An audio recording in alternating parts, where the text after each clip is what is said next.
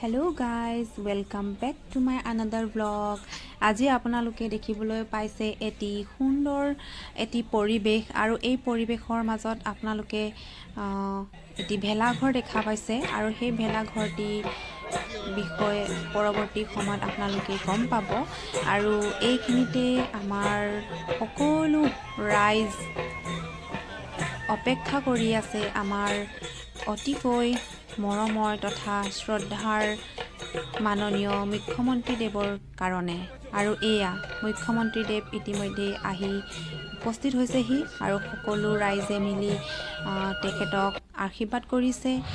আৰু আমাৰ মুখ্যমন্ত্ৰী ডাঙৰীয়াই সেই ভেলাঘৰটিৰ সাজি ওলোৱা সেই বিশেষ ব্যক্তিজনৰ লগত কথোপকথন কৰা দেখা পাইছে আপোনালোকে। আৰু এইখিনিতে আমাৰ মুখ্যমন্ত্ৰীদেৱক সকলো ৰাইজে আগবঢ়াই লৈ গৈছে। গতিকে ভিডিঅ'টি আপোনালোকে চাই থাকক।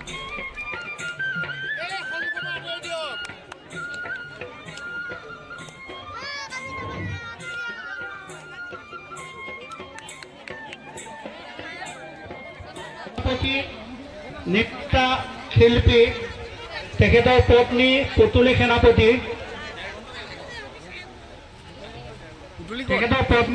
সেনাপতি সম্বৰ্ধনা জনাবৰ কাৰণে অনুৰোধ জনাইছো। লক্ষীমাই ডেকা ৰাজা বিধি নাম গাঁও কিয় কৃষ্টি দিলে প্ৰদৰ্শন কৰিছে কিয় কৃষ্টি, গতিকে শিল্পীসকলক আমি আদৰণি জনাইছো আৰু সকলোকে শুভেচ্ছা আৰু ওলগ জনাইছো।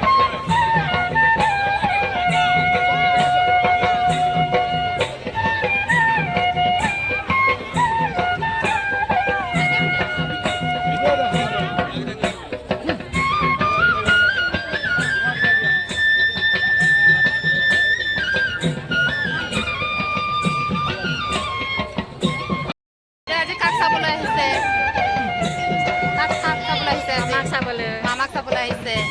কেনেকুৱা লাগিছে আজি মামাক ওচৰতে দেখা পাই? ভালে লাগিছে। পোৱা নাই কৈ দিয়া, ইয়াতে কৈ দিয়া। আয়ো দেহি আগত মানুহবিলাক আগুৱাই আগুৱাই গৈ আছে ন। ইয়াতে কৈ দিয়া মামাক কি ক'বা, ইয়াতে কৈ দিয়া। কৈ দিয়া হা। কৈ দিয়া মামাক বহুত ভাল লাগে।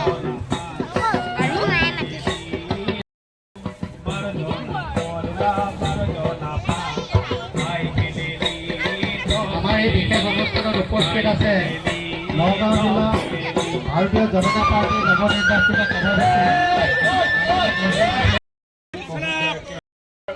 হাতী মানুহৰ সংঘাতৰ ওপৰত নিৰ্মাণ কৰিছিলে আৰু এইবাৰ বিলুপ্ত পাই বন্য জীৱ জন্তু বিশেষকৈ পশু পক্ষীক যাতে মানুহে মৰম কৰে তাৰ বাবে সুন্দৰ এটা ভেলাঘৰ নিৰ্মাণ কৰিছে, য'ত দেওহাঁহ, শগুন আৰু বৰটোকোলা আমাৰ মাজত অংকন কৰিছে।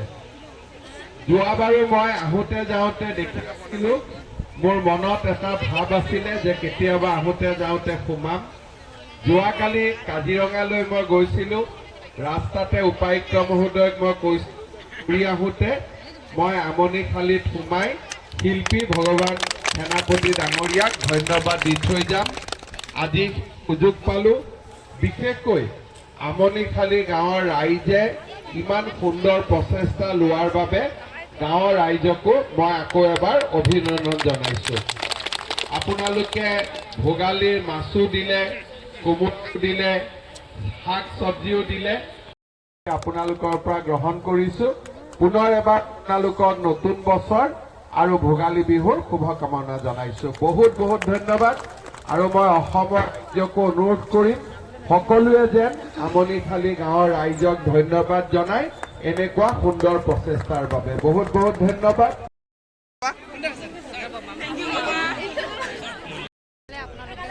এটা ভেলাঘৰ দেখা পাইছে আৰু এই ভেলাঘৰজন কোনজন শিল্পীয়ে, কোনজন মহান ব্যক্তিয়ে এই ভেলাঘৰটো সাজি উলিয়াইছে আপোনালোকক এই ব্যক্তিজনৰ লগত চিনা পৰিচয় কৰাই দিব ওলাইছোঁ। ত' ৰাইজ আপোনালোকৰ সন্মুখত যিজন ব্যক্তিয়ে এই সুন্দৰ এটি বাৰ্তা লৈ ভেলাঘৰটি সাজিছে, আহক সেই ব্যক্তিজনৰ লগত আপোনালোকক চিনা পৰিচয় কৰাই দিম। আপোনালোকৰ সন্মুখত যিজন শিল্পীৰ কথা কোৱা হৈছিল ইমান ধুনীয়া ভেলাঘৰটো সাজি ওলোৱাত আহকচোন তেওঁলোকৰ লগত অলপ বাৰ্তালাপ কৰোঁ। খুৰা আপোনাৰ নামটো ক'ব। হয়, মই 2011 চনত মাঘৱী অসমত বিভিন্ন বাৰ্তা দি ভেলাঘৰ বনাওঁ। যোৱা বছৰ হাতী মানুহ সংঘাত, আগৰ বছৰ হাতী মানুহ সংঘাত আৰু বিগত বৰ্ষত বিশেষকৈ গড় সুৰক্ষা আৰু প্ৰকৃতিক সুৰক্ষা আৰু কৰোণা সজাগতাৰ কাৰণে বিভিন্ন বাৰ্তা দিয়া হৈছে। 14 বছৰ হৈছে এইবছৰতে।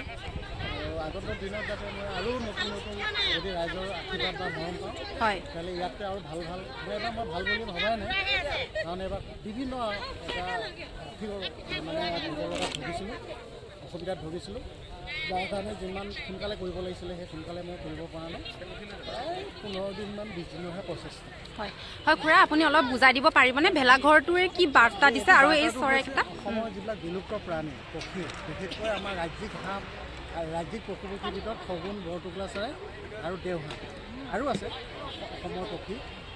এই পক্ষীসমূহ বিশেষকৈ আমাৰ শগুনটো একেবাৰে নাইকিয়াই হৈ গৈছেগৈ।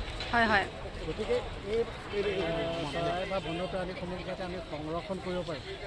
আৰু কিন্তু এটা কাৰণে লৈছে যে অসমৰ বিশেষকৈ গীতাখন এটা শিল্পী সমাজক মানে বুজোৱা হৈছে যে অসমৰ শিল্পী সমাজলৈ মোৰ এটা আহ্বানহে এই বছৰৰ ভেলাঘৰ মাধ্যমটো, যাতে আমি গোটেই শিল্পীবিলাকে যদি অসমৰ ৰাইজক যদি আমি সজাগ কৰিব পাৰোঁ যে বন্যপ্ৰাণী বা পশু পক্ষী যাতে সংৰক্ষণ কৰিব পাৰোঁ, তাৰ কাৰণে অসমৰ ৰাইজক আমি বাৰ্তা দি বা কি কয় সজাগতা কৰিব লাগিব, যাতে কোনো কাৰণত যাতে বনৰীয়া জীৱ জন্তু মানে হেৰাই নাযায়।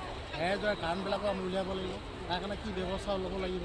সেইটো কাৰণে শিল্পী সমাজে যাতে আৰু এটা বিশেষ এটা দায়িত্ব যাতে লয়। মই যেনেকৈ ভেলাঘৰৰ মাধ্যমত বুজাইছোঁ যে অসমৰ বন্যপ্ৰাণী হেৰাই যোৱা পশু পক্ষী যাতে মানে কি হেৰি কৰিব পাৰোঁ, সংৰক্ষণ কৰিব পাৰোঁ। অসমৰ সকলো শিল্পীয়ে যাতে এই আহ্বানটো ৰাইজলৈ যাতে তেওঁলোকে সজাগতাৰ সৃষ্টি কৰে, তাৰ কাৰণে মই এই ভেলাঘৰ মাধ্যমেৰে এই অনুৰোধটো থাকিম। অঁ খুৰা কিমান দিন লাগিছে এইখিনি পৰ্যায় পাওঁতে? মানে কেইদিনত হৈছে? 20 দিনমান লাগিছে। 20 দিনমান। চেষ্টা নহয়। হয়, হয়, হয়, যদি আগতীয়াকৈ পইচাও মানে সংঘাত পইচাটো মোৰ খুব বেয়া, গতিকে তাৰ মাজতে মই এইখিনি কৰিছোঁ। মোৰ ঘৰুৱা কিছুমান বহুত ভেজালো আছে। হয়, হয়, হয়, মই আৰু ভালকৈ এবাৰ নহ'ব বুলিয়ে ভাবিছিলোঁ, কিন্তু বেলেগ এজন বন্ধুৰ পৰা পইচা অলপ ধাৰ লৈ পেলাই গম পালে যে এই মহান শিল্পীজনে নিজৰ আৰ্থিক ধন ভাঙি আৰু অন্যান্য ব্যক্তিৰ পৰা সা সুবিধা অলপ সংগ্ৰহ কৰি আমাৰ মাজত এটি সুন্দৰ বাৰ্তা তেওঁ দিবলৈ চেষ্টা কৰিছে। ভেলাঘৰটো সাজিয়ে এই বাৰ্তাটো দিব ওলাইছে যে আমাৰ মাজৰ যিখিনি বিশেষকৈ বন্যপ্ৰাণী সেইখিনি হেৰাই যাবলৈ ওলাইছে, গতিকে সেইখিনি যাতে আমি সংৰক্ষিত কৰি ৰাখিব পাৰোঁ তাৰে আৰ্হিত এইটো বনাইছে। আৰু এইটো আছে আপোনালোকৰ ৰহাৰ আমনিখালিত, আৰু এই আমনিখালিত আপোনালোক আহি এইটো ভিজিট কৰিব পাৰে। কেতিয়ালৈকে সম্পূৰ্ণ হ'বগৈ? আজি এই বিশেষ দিনটোত ময়ো হঠাতে আমাৰ মুখ্যমন্ত্ৰী ডাঙৰীয়া